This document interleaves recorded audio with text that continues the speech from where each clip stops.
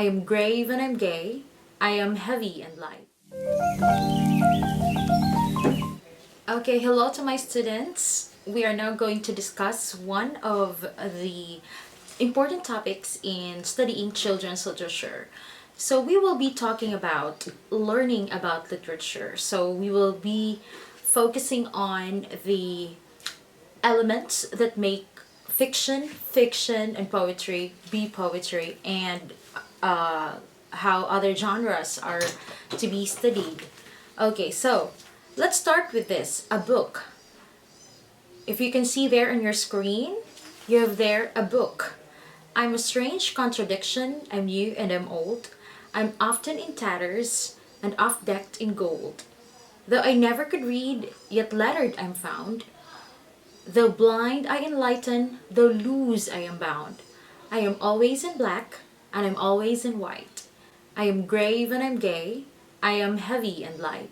In form too I differ, I'm thick and I'm thin. I've no flesh and no bones, yet I'm covered with skin.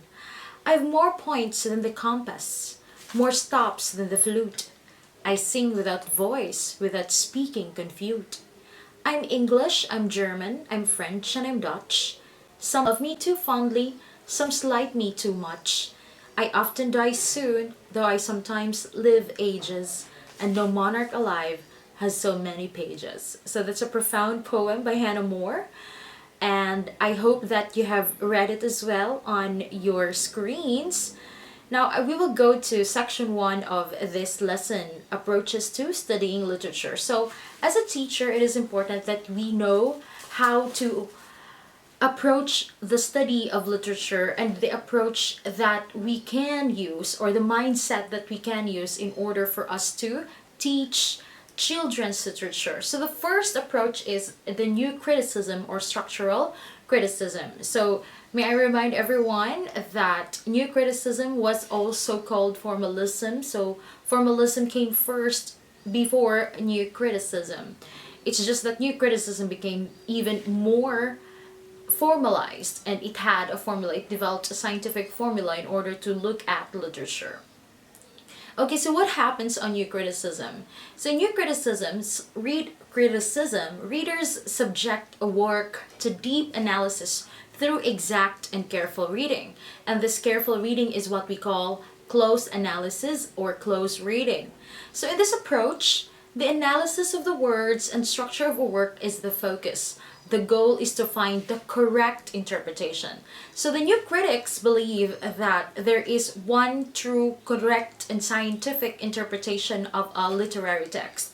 And the interpretation can be found in the work itself. That's why some teachers find it very helpful, if they are going to use the formalism or the new criticism approach, to not give the students the background information of the author. So for new critics, reading is a process of taking from the text only what was put there by the author. And students' responses to literature are limited to naming or guessing the right answers to teachers' questions. So, how did we teachers inculcate readers' new criticism in our teaching of children's literature? So the practical application of this in the mindset of a teacher in the new criticism is that the teacher asks the questions that are related to the structure. For example, the questions that sound like, what are the images that you can see in the poem? Another is, what are the sound devices that are in the poem? Another is the question, based on the sentence pattern, what can you infer from the narrator or the point of view of this poem? Okay, so those are just examples of questions that are catering to new criticism. Next up, we have the reader's response theory. This is also another approach that is used by a literature teacher. We also call it the transactional view of reading. So it was discovered in 1938 and was enforced by Louise Rosenblatt.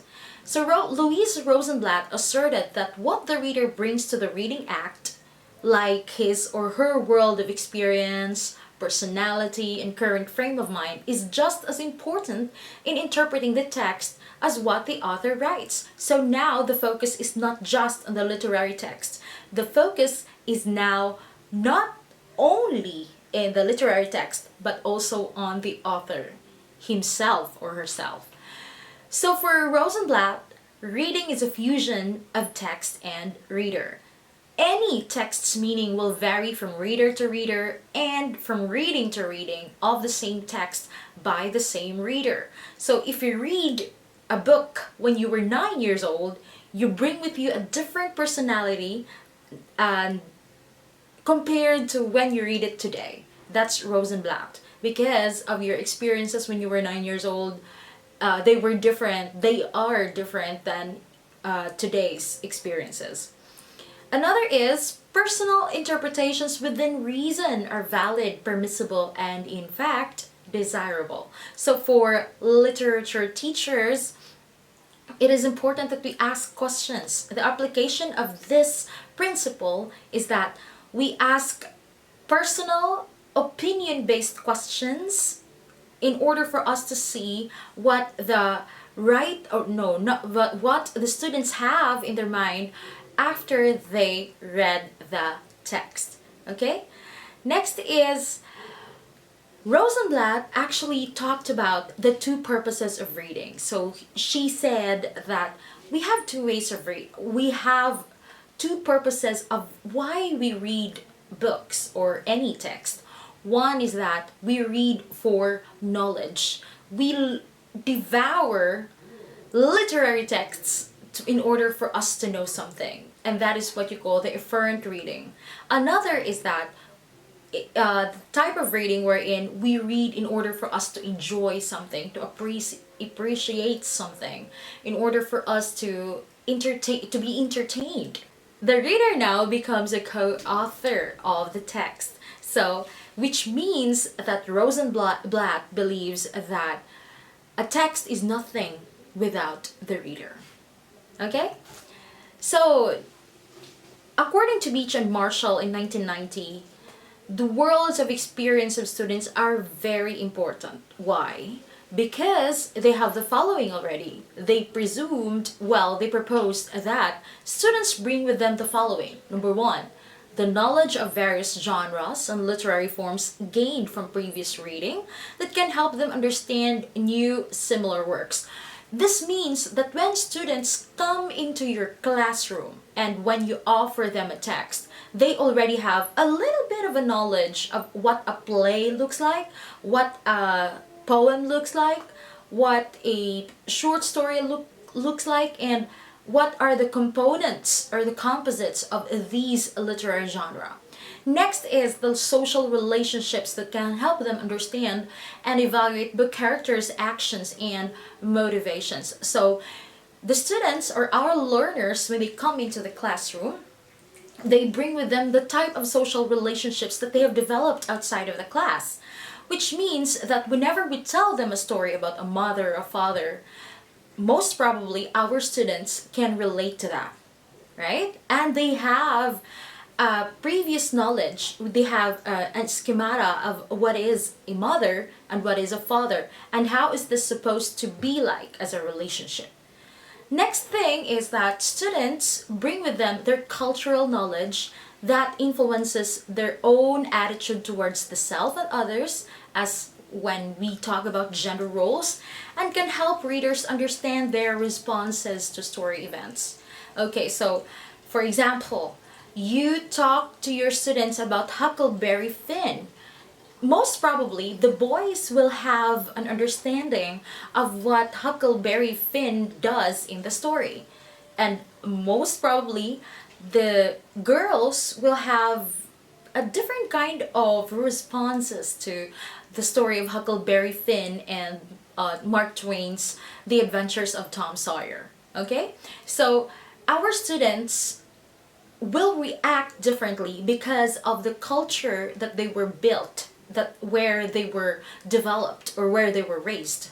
All right? So, you also have to consider that. And yes, that these are parts of our learner's mindset. Another is, of course, the topic knowledge or the knowledge of the world that can deepen readers' understanding of a text and enrich their response to it. So it is important that you know what are the kinds of subject matter these students are most interested in, and what are the things that they are most likely to be motivated about by when they read.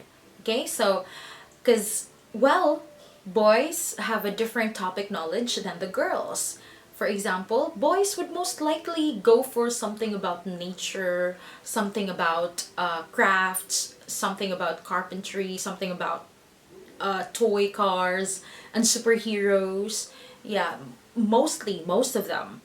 While girls would have a different way of responding to literature, and they would be more positively inclined to literary pieces that feature girls who are doing fun stuff, having pretty dresses, having pretty faces, all that kind of stuff. Okay, so they bring with them topic knowledge. Okay, let's move on to section 2, the elements of fiction. So, what makes fiction fiction? Okay, so, well, we have a debate in the literary world what makes fiction and fiction because of the advent of the postmodernism or the post-structuralism that claims that there is no way for us to say that this is just fiction, this makes fiction, this is poetry, this is, yeah, literary texts. So I mean, we don't have a sure and absolute way of describing the elements of fiction and the elements of poetry or the elements of each genre. But I guess we have different ideas of what they are. The most important thing for a literary teacher for children is that you can set precedents, you can set structures in order for them to discover where to start. So, amidst all of these principles, of these literary theories, what is important is that we are able to cater to students' starting point. And from that point, they can navigate, and we can navigate with them the structures, the theories, and how these theories are changing through time. All right? So let's start with, of course, this is a common structure, the plot. Okay, the plot consists of the events of the story and the sequence in which they are told.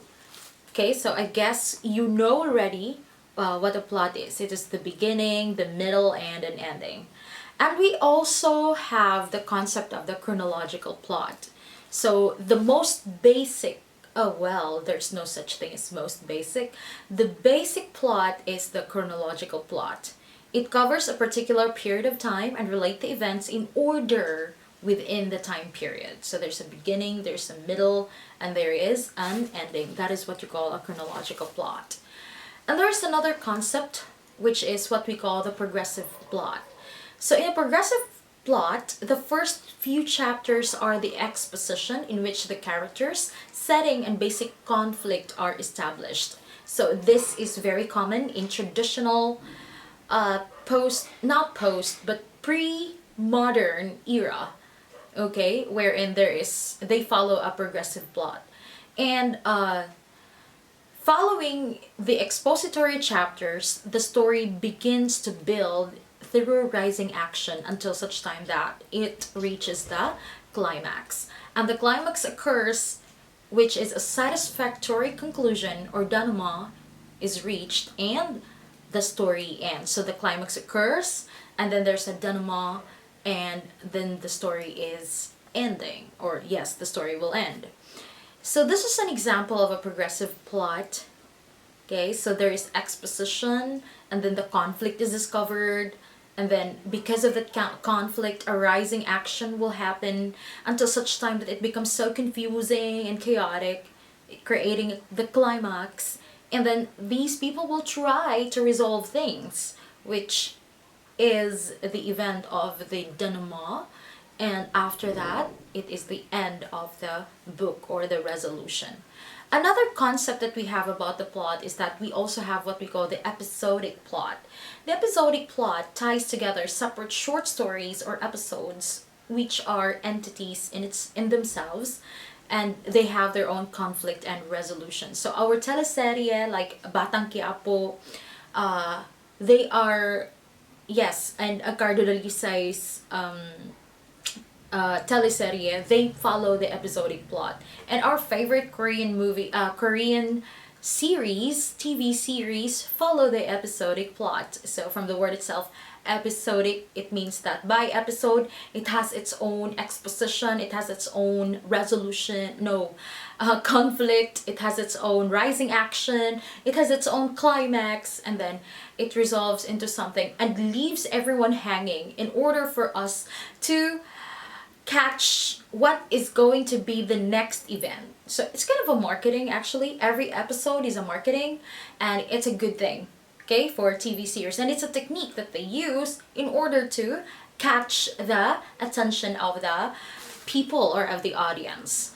So in episodic plots is what happens is that episodes are unified by the same cast of characters and the same setting, and each episode comprises a chapter. And the episodes are usually chronological. There is exposition, there is rising action, and you have so many climaxes over here. You have so many endings because each episode has an ending, and you also have so many rising actions. Those TV series that are based on books are actually following the episodic plot.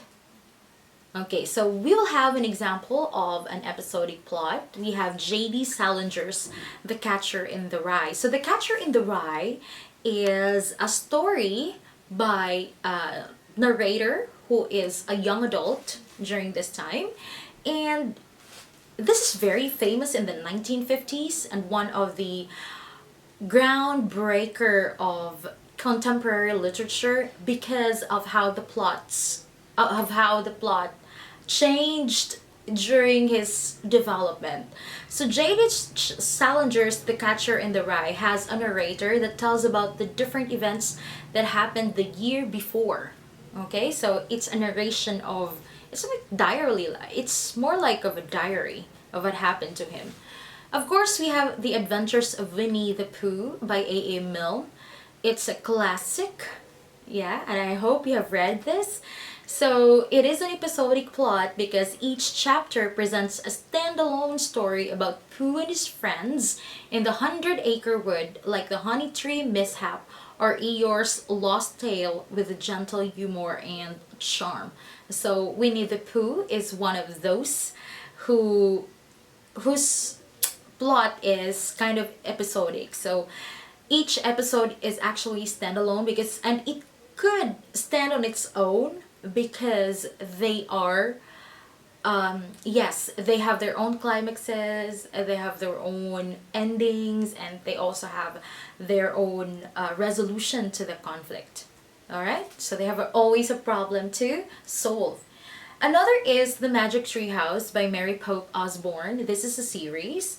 So in this story, Jack and Annie travel through time and space in their treehouse, with each book offering a complete mini adventure, like visiting dinosaurs or ancient Egypt, though linked by their broader quest.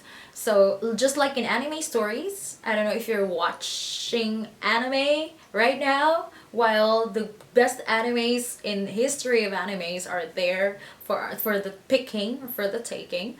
I hope you are watching anime series. So the anime series that we have now is that there's always a bigger challenge, a bigger journey that the heroes should be able to overcome. But on the way to their quest, they meet with mini quests wherein they should be able to overcome them. And each step of the quest, after the quest, leads them nearer to the bigger quest. Okay? Alright, so here are the titles of the stories for young adults. Okay? young adult literature with episodic plots. So here are the samples of young adult literature with episodic plots. The Adventures of Tom Sawyer by Mark Twain. So in here, Tom's exploits like whitewashing the fence, witnessing a murder, or hunting for treasure are episodes that build his mischievous legend in a small town. Another is Percy Jackson and the Olympian series by Rick Riordan. This is very famous in the contemporary world. It's a rehashing of the story of Greek mythology and their adventures of the gods and goddesses, the Greeks' gods and goddesses.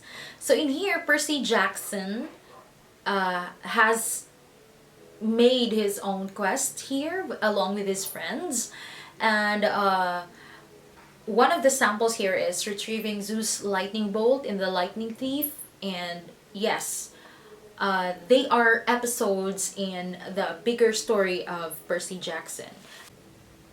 Another is The Diary of a Wimpy Kid by Jeff Kinney, wherein Greg Heffley's middle school life unfolds in vignette-like entries from disaster school projects to family vacation woes tied together by his sardonic voice.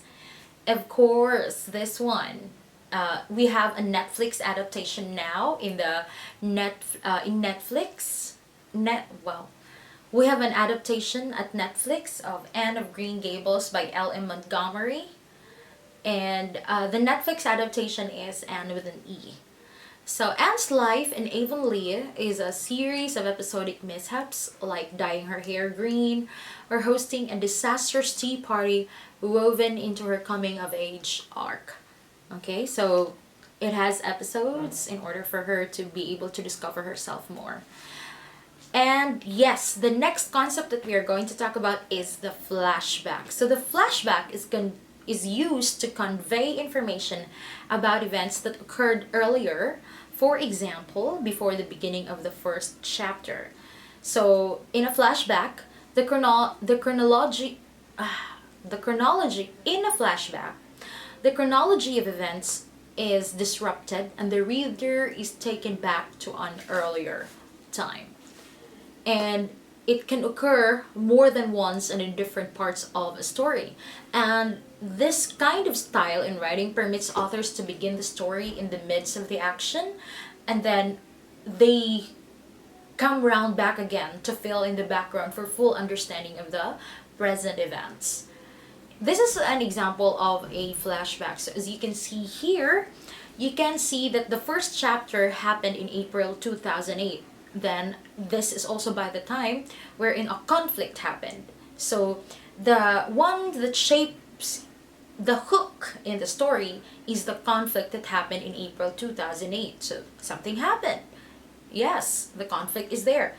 And then in chapter 2, the exposition happens. Okay, and the time is on January 2008. And next to that is chapter 3.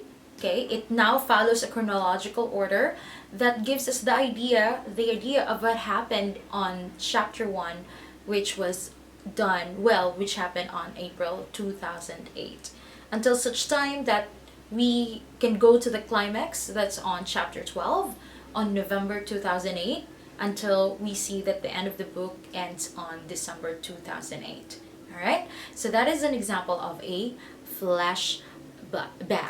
So we have literary pieces that use flashback as a style of creating the plot of the story. We have Holes by Louis Secker. We also have Charlotte's Web by E.B. White. Okay, of course, who is not familiar with Charlotte's Web? Of course, they're using flashback. It is using flashback as a style of developing the plot. Of course, we have The Tale of Despereaux by Kate DiCamillo and Bridge to Terabithia by Catherine Patterson. We also have The 21 Balloons by William Pin Dubois. And of course, we have samples for young adults. The Giver by Lois Lowry, which is an award-winning book by Lois Lowry. So it uses flashback as a style in order for us to get interested with the story, because Well, I think that's the thing about flashback.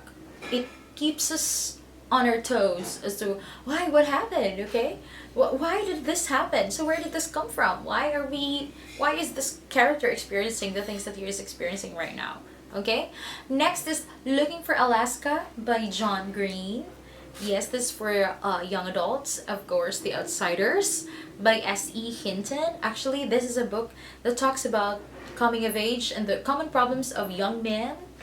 And if you're a young man, you can read this, and maybe you can relate to what they're experiencing. Yeah, it's a good read actually. This one is more like of a magical fantasy book. Miss Peregrine's Home for Peculiar Children by Ransom Riggs.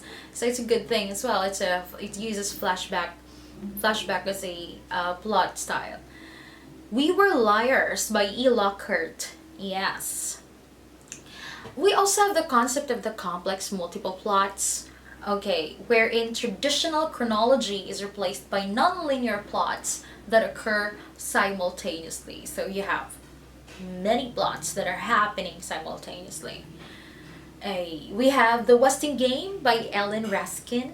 Yes, and I want you to include these books in your book list for this year. Holes also follow the complex multiple plots. The 21 Balloons by William Penn Dubois. Of course, The Mysterious Benedict Society. Yes, it's a good book, really. It's a good book, and it has a movie already, so you can watch it. And for young adults, we have Six of Crows by Leigh Bardugo, and The Book Thief by Marcus Zusak. A Monster Calls by Patrick Ness. We also have We Were Liars by E. Lockhart. Alright. So, next stop, we have the concept of foreshadowing. So foreshadowing is a stylistic plot device that prepares readers for coming events in a story and gives us clues to a later event and possibly even the climax of the story. So it's more like of a foregrounding to you. Whenever you read it, it's like you're giving hints, you're given the ideas as to what will happen the next event. So that's what you call foreshadowing. Next concept in our list is the word conflict. So conflict within the plot can arise from different sources, like person against self. This is the most basic conflict that each character undergoes. And the main character struggles against inner drives and personal tendencies to achieve some goal or overcome a traumatic event. So most probably in children's literature, it's more like about the self and, well, family, other children. Yes. Next is the person against nature type of conflict. I think this is self-explanatory because the character struggles with the forces of nature. Another is person against person, which is then the conflict is from the main character to the other members of the environment of the main character. We also have the person against society kind of conflict, wherein the environment is being destroyed by new technology or changing times, or about children caught up in a political upheaval such as war. So it is more like that most of the time. And the modern times also are, because of the advent of neorealism, we now have these types of narratives, not narratives, but themes in our children's literature, wherein students are beginning to see conflicts wherein there is a person against a society. And of course, we have the fifth one, the multiple conflicts. So it is a combination of all the types of conflicts in one story. And most of the stories in our day now has multiple conflicts. Of course, we have this next concept, the characters. So the characters are the actors of the story and one of the most vital to the enjoyment of a story. So imagine a story without the character. So a well-portrayed character can become a friend, a role model, or a temporary parent to a child reader. That is why we have to be very careful with the types of characters that are portrayed in the literary pieces that we introduce to children. And the characterization is one way of studying the characters in a story. So we are not just developing the reading capacity of our students, but we are also developing their moral development. Remember from last meeting's discussion in the history of children's literature, we've seen that Jean-Jacques Rousseau fought for that students should be taught moral development through literary pieces. Okay? We also have the types of characters or the protagonist. He or she is the main character, and he or she is fully described and described in more complexity and is considered to be a round character. So a round character is someone that is all dimensional in being described. Okay? Next is the minor or the secondary characters. Well, another major character is the villain or the antagonist.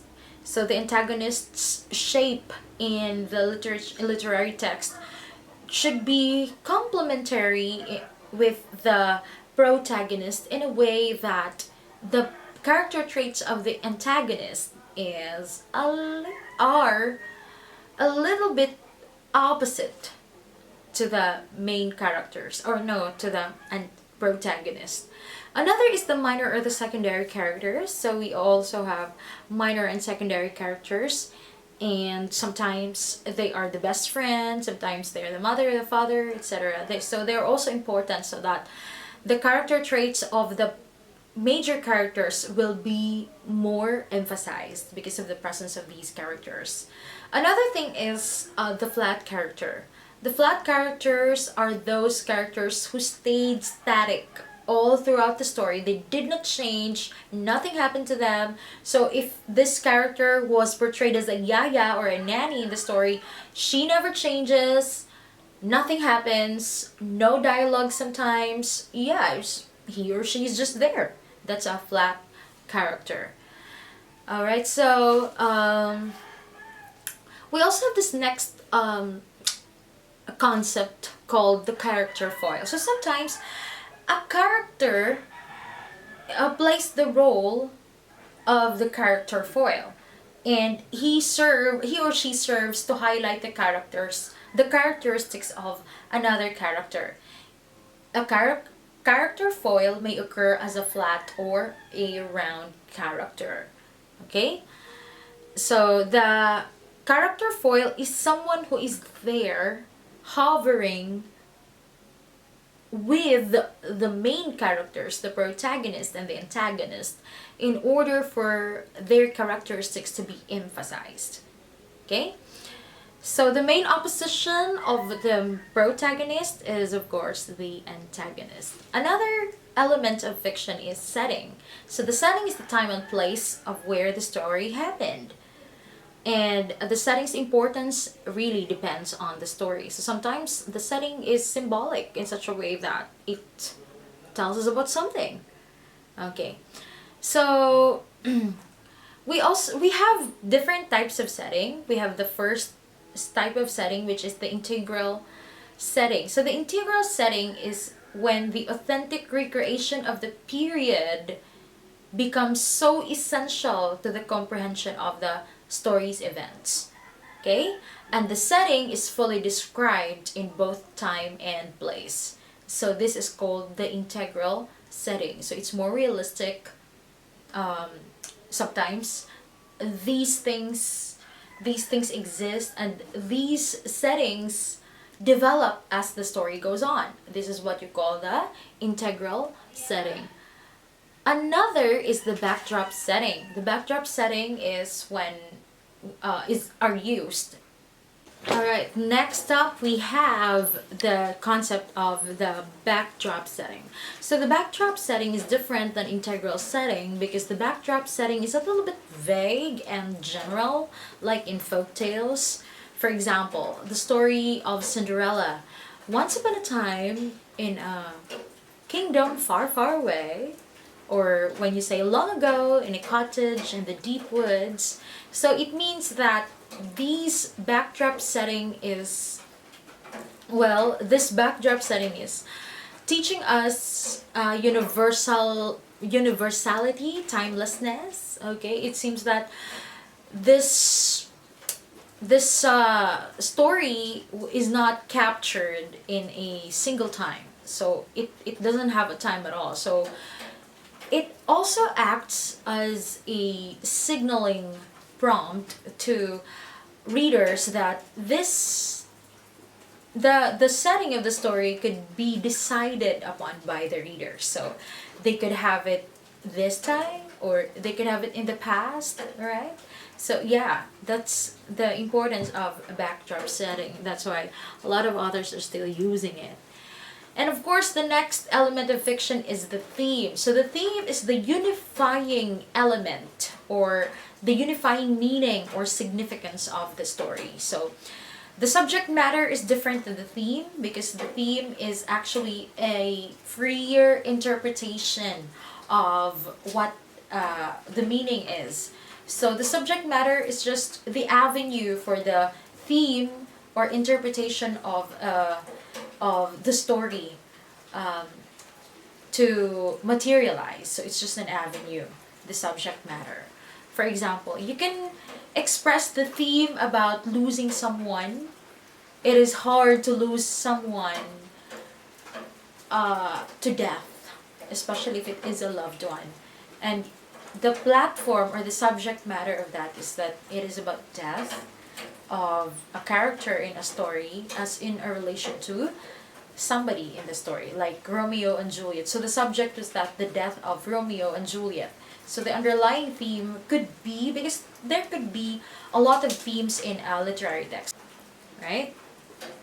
So when identifying a theme, you may ask yourself what the author's purpose was in writing the story, or what the author is trying to say through the story. Okay, next element of fiction, well, of course, of almost all literary pieces, is the symbolism. So, a symbolism is an artistic invention that authors use to suggest invisible or intangible meanings by analogy to something else through association, resemblance, or convention. So, you also have, yes, this is a technique used by authors in order to convey a message or an idea to somebody, to the readers most especially. And this is some kind of an analogy, figurative analogy. So a symbol could be a person, an object, or a situation, or sometimes it could be a setting that represent an abstract or figurative meaning in the story in addition to the literal meaning. So the symbol actually helps in the shaping of what the story is all about. Okay? So we have examples like a farm. Visually, if we are going to look at a farm, it's a farm with it's filled with lush green meadows. It has cows on it, animals, and a farmer, etc. But in the symbolic world, a farm is representing love and security in works of literature. Okay, so if a symbolic feature recurs in the story, so you see it over and over, in the next chapter, you see this again. So this symbol is what you call a motif. So in stories where knives are, sometimes that's a motif, okay? Because knives could mean danger, okay? So that could be a motive. So I know that you have a lot of TV series or movies in your mind where there is a recurring symbol, okay? That is what comprises what we call a motive. In this next section, we will be talking about book awards. So book awards are very important for teachers of children's and young adult literature in order for us to be guided as to what are those literary pieces that have passed the standards of standardization bodies. Okay, so we have the following. We have the Newbery Medal in the United States. So if you see a book with the Newbery Medal, well, I think it's time for you to add that to your list. I think I have one here. Let's see. I have a. Okay. I think the Black Pearl. Oh, I have it here. Yes, I have it here. So that's Black Pearl. The Black Pearl by Scott Odell. This is a winner of the Newbery Medal in the United States. And we also have the Caldecott Medal for the most distinguished picture book for children. So it's for Caldecott is for children, Newbery Caldecott is for picture book, Newbery is for the book. Okay? The National Book Award for Young People's Literature in the United States, given to children's literature in terms of literary merit. We also have the Coretta Scott King Awards for writing and for illustration in the United States for outstanding inspirational and educational contribution to literature for children and young people by African American author or illustrator. So the Coretta Scott King Awards is for African American author or illustrator. Another is Pura Belpre Awards for writing and illustration by a Latino writer. So this one is more specific for Latino writers. The Carnegie Medal in Great Britain. Okay, so it is given to the most distinguished book in Great Britain. Okay, so next we have the genres and topics of children's literature. So I want us to look at the genres and topics of children's literature. We have two types of literary pieces. We have the poetry and the prose. So under poetry, we have nursery rhymes, the lyric poems, the narrative poems. Okay, these are the subgenres of poetry. Under prose, we have the fiction type and the non-fiction. So fiction are those that are not based on real life happenings, and contrast to that is the non-fiction, which is based on real life. Yes. So fiction has two types: the fantasy-based fiction and the real-based or realism-based fiction.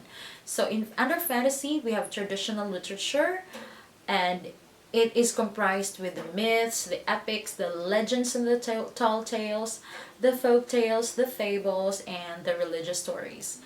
Under modern fantasy, we have modern folk tales, animal fantasy, personified toys and objects, unusual characters and situations, the world of little people, the supernatural events and mystery fantasy, historical fantasy, the quest stories, and science fiction and science fantasy.